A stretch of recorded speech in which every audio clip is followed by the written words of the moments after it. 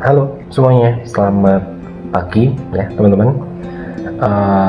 Hari ini Mr. Christian menyempatkan waktu untuk membuat sebuah video ya. Sebenarnya ini videonya untuk semua teman-teman kelas 10 ya, tapi untuk terkhusus kelas 10-5 ya, karena teman-teman yang hari Jumat ini Mr. Christian tidak bisa hadir di kelas untuk menyampaikan materi berhubung karena hari ini Mr. Christian harus ada sebuah acara yang harus Mr. Christian ikuti terkait acara sekolah ya.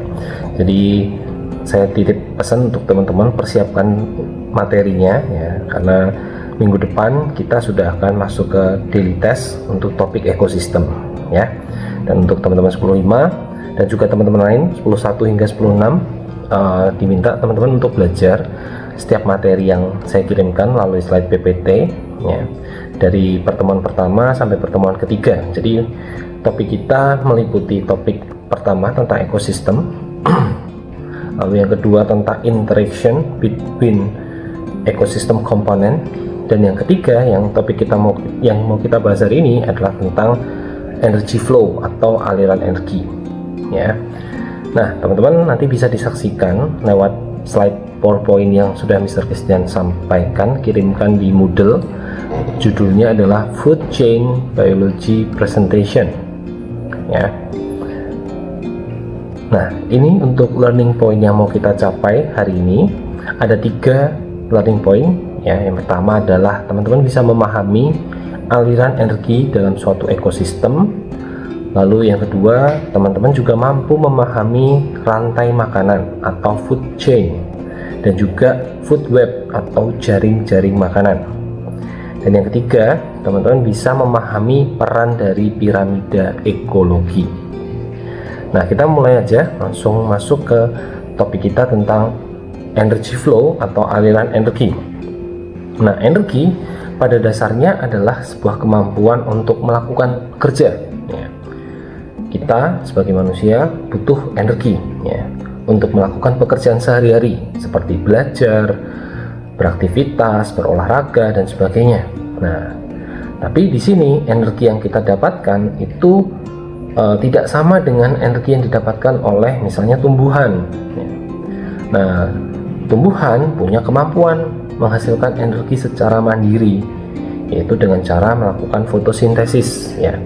Artinya dia menggunakan semacam bantuan ya dari sinar matahari, kemudian membutuhkan karbon dioksida ya, dan juga nutrisi-nutrisi yang ada di dalam tanah yang nantinya digunakan untuk memproduksi karbohidrat ya, kurang lebih seperti itu.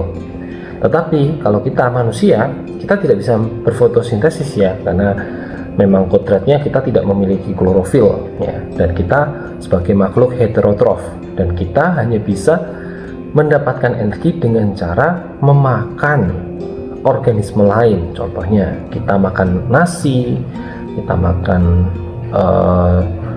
sayur ataupun lauk ya, itu semua energi yang kita serap melalui organisme lain. Nah disitulah arti dari perpindahan atau energy flow yang mau kita bahas ya. Nah di sini konsep dari energi itu sebenarnya mengutip dari teori fisika, yaitu hukum termodinamika, bahwa energi itu tidak dapat diciptakan maupun dimusnahkan ya, tapi bisa diubah dari satu bentuk energi ke bentuk energi lainnya. Nah sekarang nanti kita akan membahas tentang food chain terlebih dahulu ya, atau rantai makanan. Rantai makanan ini terdiri dari, pertama ya, kita harus mengenal yang namanya produser. Produser ini dia sebagai penghasil makanan secara mandiri ya, atau kita sebut autotrof, yang bisa kita masukkan dalam produser. Itu ada banyak contohnya. Kalau di daratan ya pasti tumbuh-tumbuhan, tapi kalau di laut ya, di perairan, kita bisa ambil contoh algae ya, atau mungkin bisa juga fitoplankton ya, itu bisa dijadikan sebagai produser. Nah nanti setelah produser akan dimakan oleh organisme lain ya, yang kita sebut sebagai consumer. Nah, karena dia memakan langsung produser, maka kita sebut consumer primary atau konsumen pertama. Lalu dimakan oleh consumer berikutnya dan seterusnya. Nah, itu akan ada sebuah tingkat-tingkatan ya. Consumer 1, consumer 2, consumer 3, 4 dan seterusnya. Ya. Dan di sini nanti kita akan mengenal satu istilah yang namanya adalah trophic level ya.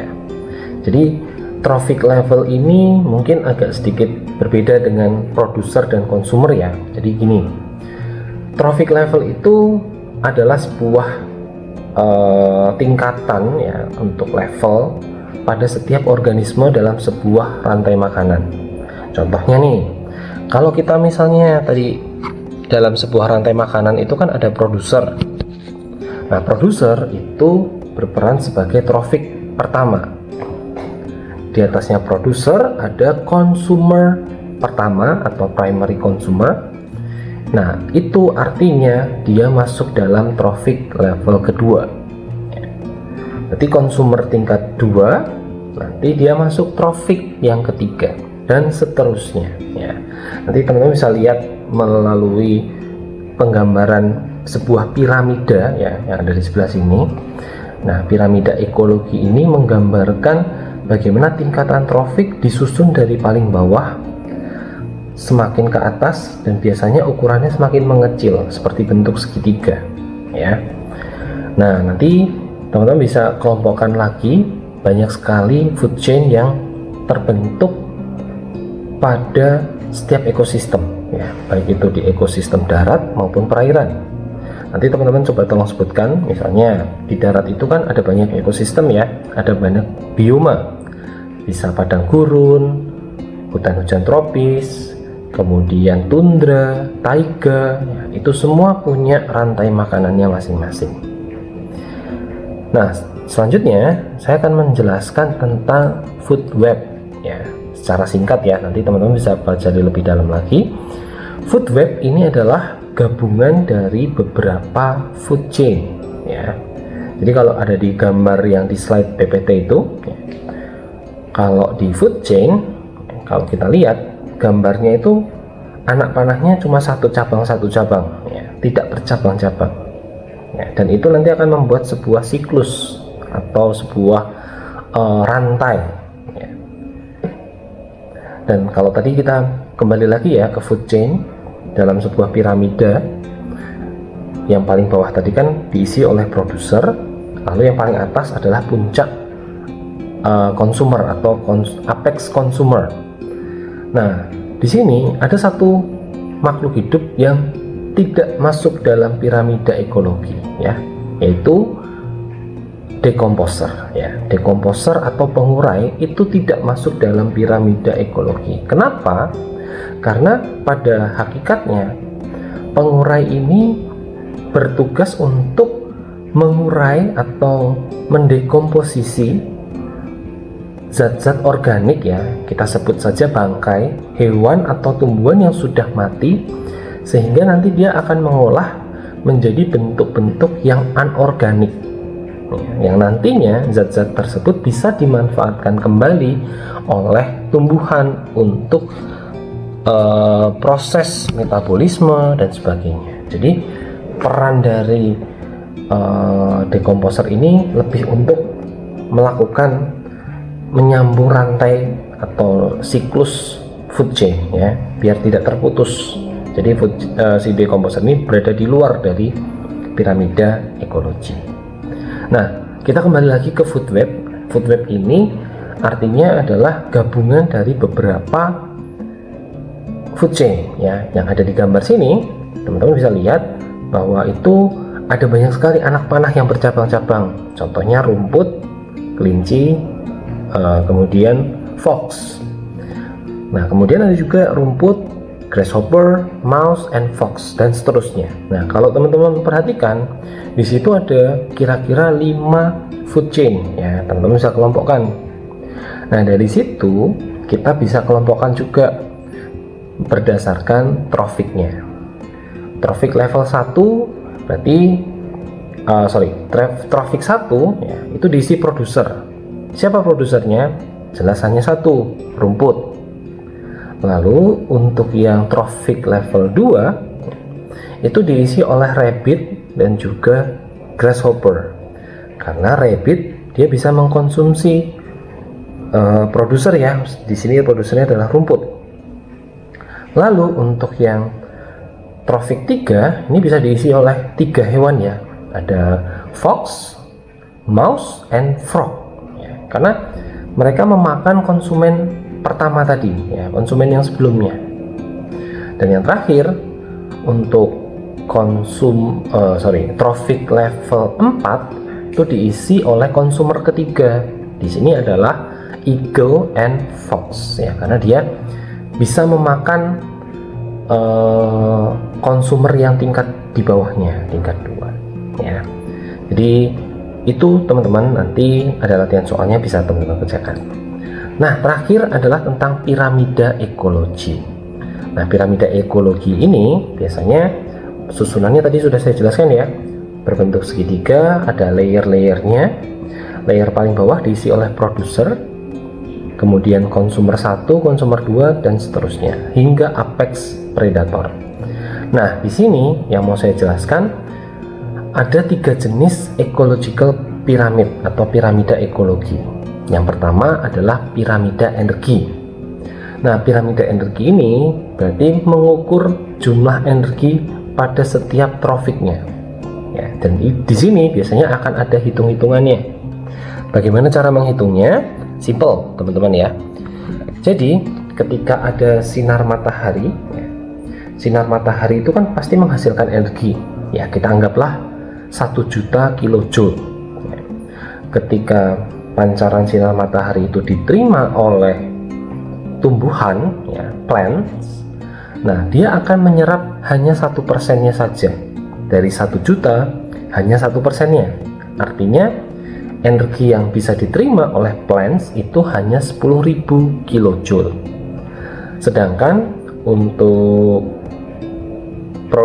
konsumer pertama ya, nanti akan memakan produser itu hanya mendapat 10% ya. Jadi nanti ketika energinya berpindah dari produser ke konsumer pertama hanya 10% dari 10.000, yang artinya energi yang didapat konsumer pertama adalah 1.000, dan seterusnya naik satu tingkat di atasnya berkurang menjadi 10%-nya. Tadinya 1000 jadi 100, 100 jadi 10, 10 jadi tinggal 1. Nah, itulah prinsip dari piramida energi, yang artinya ada perpindahan energi. Biasanya ada satuan kilojoule ataupun joule, bisa juga disatukan dengan persen. Lalu yang kedua ada piramida biomasa.